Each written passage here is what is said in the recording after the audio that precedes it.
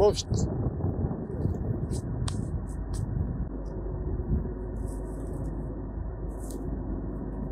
Bu sene verim olmadığı için geçen sene %10'umdan 20 ton buğday aldım. Bu sene en fazla 2 ton 3 ton alıyorum.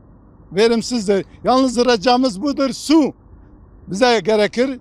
Su olmasa hiçbir şey olmaz. İnsanın hayatı sudur.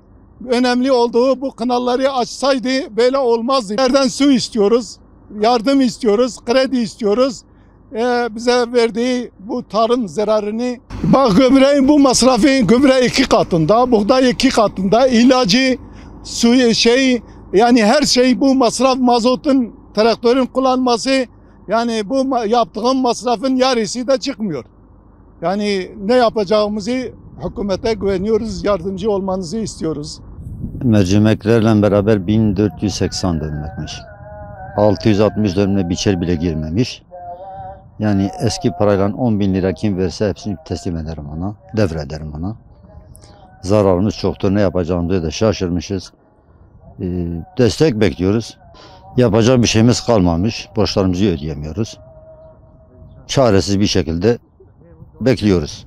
Yağış yağmayınca kanal, bizim 10 sene yakındır bir kanalımız var. 1 gram su girmediği halde hepsi dökülmüş, kırılmış, çatlamış.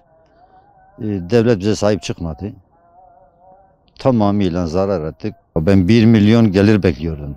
300 milyar masraf etmişim. 1 trilyona yakın para bekliyordum.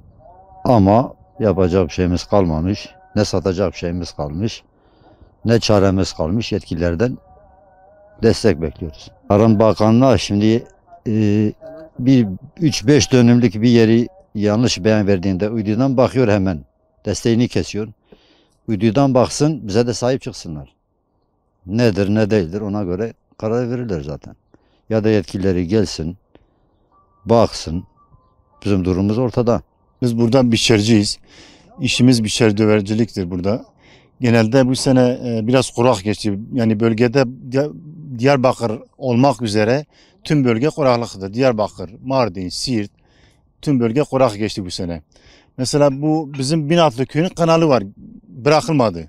3-4 yıldır hazırdır. Birkaç tane tadilat işi varmış. Onu da yapmadılar.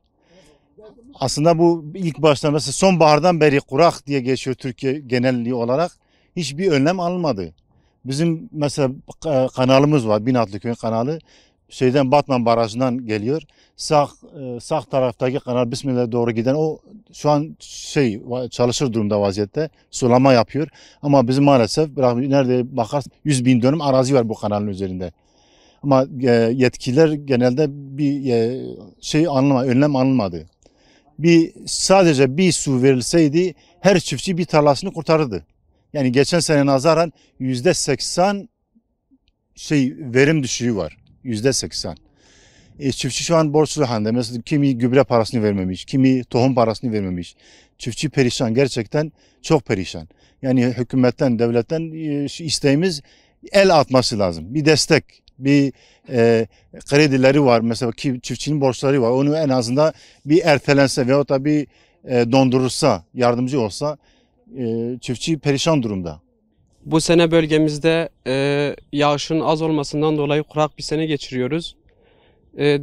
Buğdayların, arpaların veriminin az olması hem çiftçi hem de hayvancılıkla uğraşan arkadaşlarımızı etkiliyor. Biz biçercileri de çok etkiliyor. Buradan Tarım Bakanlığımıza sesleniyoruz. Bölgemizde 10 sene önce yapılan kanal hala susuz. İlkbaharda o kadar CİMER'e yazdık, bakanlığa gittik, Batman Valiliğine gittik. Hiçbir haber alamadık onlardan. Sizin de bildiğiniz bir söz vardır. Türkiye'nin gerçek sahibi ve efendisi gerçek olan üreticidir, köylüdür. Buradan yetkililere sesleniyoruz.